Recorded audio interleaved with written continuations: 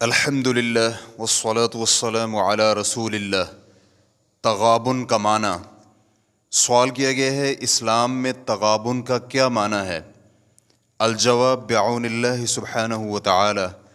عربی زبان میں تغابن کا لفظ غبن سے بنا ہے، جس کا معنی ہوتا ہے خرید و فروخت میں نقصان ہونا۔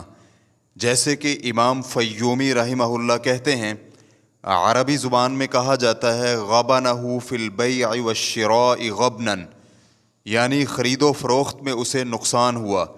یہ لفظ باب ضربہ کے وزن پر ہے، جیسے غلبہ اسی باب کے وزن پر ہے۔ اسی طرح بولا جاتا ہے ان غبنہ، یعنی اس کا نقصان ہو گیا، جبکہ لفظ غبنہ کا مطلب ہے کہ فلاں نے اس کا نقصان کیا۔ جب یہی لفظ مجہول بولا جائے گا تو قیمت یا کسی اور چیز میں کمی مراد ہوگی، جبکہ لفظ الغبینۃ اسی باب سے اسم مصدر ہے۔ نیز غبن رأیہ غبنا، یہ باب سامیہ سے ہے۔ اس وقت بولا جاتا ہے جب کسی کی رائے میں وزن نہ رہے اور انسان کی فطانت و ذہانت میں کمی آ جائے۔ ریفرنس کے لیے دیکھیے المصباح المنیر، صفحہ نمبر 442۔ اس بارے میں مزید تفصیلات کے لیے آپ مختار الصحاح مادہ غین با نون، صفحہ نمبر 224۔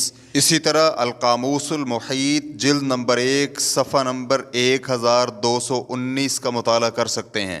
علامہ شنقیطی رحمہ اللہ کہتے ہیں، عربی زبان میں غبن کسی چیز میں نقصان کے شعور کو کہتے ہیں۔ اسی طرح کا ایک اور لفظ عربی زبان میں مستعمل ہے اور وہ ہے خبن، یعنی لفظی طور پر بھی ان دونوں لفظوں کے 3 میں سے 2 حروف یکساں ہیں، تو فقہ اللغہ کے مطابق ان کا معنی بھی قریب ہے۔ جیسے ان کے مختلف حروف آپس میں قریب ہیں، بعینہ ہی ان کا معنی بھی قریب ہے، یعنی غین اور خا۔ جس طرح ادائیگی کے وقت ظاہر اور مخفی ہوتے ہیں کہ غین خا کی بنسبت گلے میں زیادہ خفیہ ہوتا ہے، اسی طرح غبن کا لفظ خبن سے زیادہ خفیہ نقصان پر بولا جاتا ہے، جبکہ خبن کا لفظ واضح اور ظاہر نقصان پر بولا جاتا ہے۔ اس معنی کی بنیاد پر قیامت کے دن کو یوم التغابن کہا گیا ہے کہ اس دن کافر اور گمراہ لوگوں کا خفیہ نقصان ظاہر ہوگا کہ انہوں نے اپنی آخرت کو دنیا کے بدلے بیچ دیا، تو ان کی تجارت کا خسارہ اور تباہی ظاہر ہو گئی۔ علامہ راغب اصفہانی رحمہ اللہ کہتے ہیں، الغبن کا مطلب یہ ہے کہ آپ اپنے ساتھ معاملات طے کرنے والے کو خفیہ طور پر نقصان پہنچا دیں۔ اگر تو یہ مالی معاملے میں ہو تو غبنہ فلان کہتے ہیں، اور اگر یہ رائے اور بات چیت میں ہو تو غبن فلان کہتے ہیں، اور غبنت قضا غبنا اس وقت کہتے ہیں جب آپ کو اس خفیہ نقصان کا علم نہ ہو اور آپ ان خفیہ نقصانات کو شمار کریں۔ اور قیامت کے دن کو یوم التغابن کہا گیا ہے کہ اس دن اللہ رب العزت کے فرمان میں مذکور خرید و فروخت میں نقصان ظاہر ہوگا۔ اللہ کا وہ فرمان یہ ہے، وَمِنَ النَّاسِ مَن يَشْتَرِي نَفْسَهُ ابْتِغَاءَ مَرْضَاتِ اللَّهِ، اور کچھ لوگ ایسے ہیں جو اپنی جانوں کو رضائے الہی کی تلاش میں فروخت کر دیتے ہیں۔ سورۃ البقرہ آیت نمبر 207۔ اور ایسے ہی اللہ رب العزت کا فرمان، ان اللہ اشتری من المؤمنین، اللہ رب العزت نے مومنوں سے ان کی جانوں کو خرید لیا ہے۔ سورۃ التوبہ آیت نمبر 111۔ اسی طرح الذین یشترون بعہد اللہ وایمانہم ثمنا قلیلا، وہ لوگ جو اللہ سے کیے ہوئے وعدے اور ایمان کو بیچ کر تھوڑی سی قیمت حاصل کرتے ہیں۔ سورہ آل عمران آیت نمبر 77۔ تو قیامت کے دن یہ لوگ جان لیں گے کہ بطور قیمت جو چیز انہوں نے دی اس میں انہیں نقصان ہوا، اور جو چیز انہوں نے لی وہ ان کے لیے نقصان دہ ثابت ہوئی۔ کچھ اہل علم سے یوم التغابن یعنی نقصان کے دن کے بارے میں پوچھا گیا تو انہوں نے کہا اس دن چیزیں دنیا میں لگائے گئے اندازوں سے بالکل مختلف نظر آئیں گی۔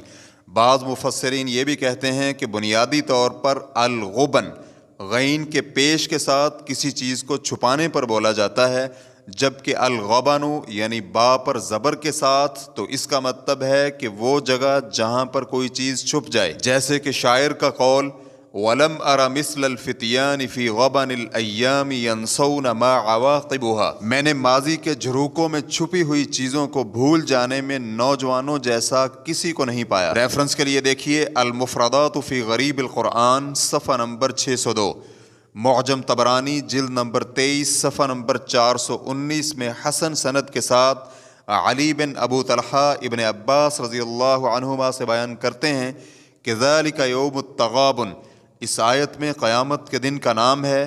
اس نام سے اس دن کی عظمت اور لوگوں کو اس دن سے خبردار کرنا مقصود ہے۔ اسی طرح مجاہد رحمہ اللہ سے بھی صحیح سند کے ساتھ مروی ہے کہ فرمان باری تعالیٰ ذالک یوم التغابن میں اہل جنت اور اہل جہنم کے غبن کی وجہ سے اس دن کو یوم التغابن کہا گیا ہے۔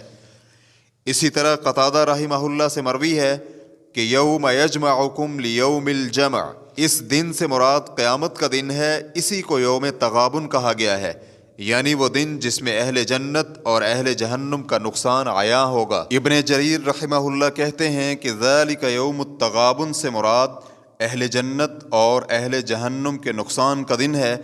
ہمارے اس موقف کے مطابق کئی مفسرین نے اس آیت کی تفسیر بیان کی ہے۔ امام بغوی رحمہ اللہ کہتے ہیں اللہ رب العزت کا فرمان ہے یوم یجمعکم لیوم الجمع، اس سے مراد قیامت کا دن ہے کہ اس دن آسمانوں اور زمین کے تمام مکینوں کو جمع کرے گا، اور یہی دن یوم تغابن ہے۔ لفظ تغابن الغبن سے بنا ہے، جس کا معنی ہوتا ہے اپنے حصے کا چوک جانا۔ تو یہاں ایسا شخص مراد ہے جو جنت میں اپنے اہل و عیال اور بنگلوں کو حاصل نہ کر سکے، اور ایمان نہ لانے کی وجہ سے اس دن ہر کافر کا خسارہ عیاں ہوگا۔ اسی طرح ہر مسلمان کا خسارہ بھی عیاں ہوگا کہ مومن نیکیوں میں کمی کا شکار رہا۔ ریفرنس کے لیے دیکھیے تفسیر بغوی جلد نمبر 5 صفحہ نمبر 104۔ امام قرطبی رحمہ اللہ کہتے ہیں قیامت کے دن کو یوم التغابن سے موسوم کیا گیا ہے کیونکہ اس دن میں اہل جنت اور اہل جہنم سب کا تبادلے کی وجہ سے نقصان عیاں ہوگا، یعنی اہل جنت جہنم کی بجائے جنت لے جائیں گے اور اہل جنت جنت کی بجائے جہنم لے جائیں گے۔ اس طرح وہ خیر کو شر کے بدلے، اچھے کو برے کے بدلے اور نعمت کو عذاب کے بدلے لے جائیں گے۔ اس طرح ان کا غبن ظاہر ہو جائے گا۔ ریفرنس کے لیے دیکھیے تفسیر قرطبی جلد نمبر 18 صفحہ نمبر 136۔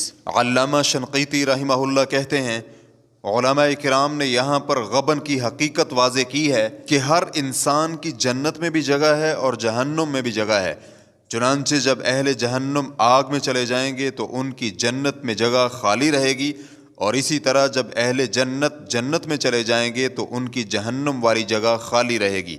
تو اب جنت میں جانے والوں کے جہنمی گھر جہنمیوں کو مل جائیں گے، جہنمیوں کے جنت میں موجود مکانات جنتیوں کو مل جائیں گے۔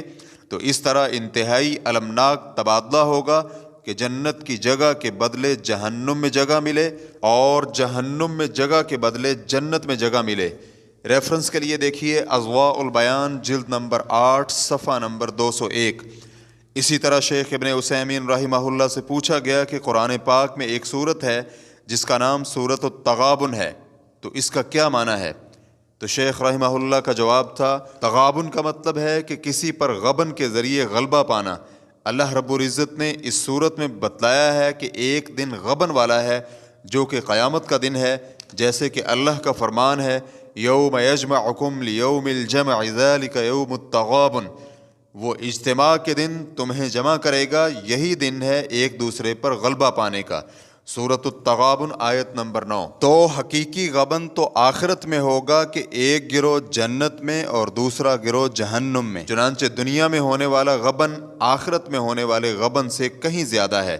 اسی لیے اللہ کا فرمان ہے انظر کیف فضلنا بعضهم على بعض وللآخرۃ اکبر درجات واکبر تفضیلا، دیکھیں ہم نے انہیں ایک دوسرے پر کس طرح فضیلت دی ہے، یقینی طور پر آخرت درجات اور فضیلت کے اعتبار سے بہت بڑی ہے۔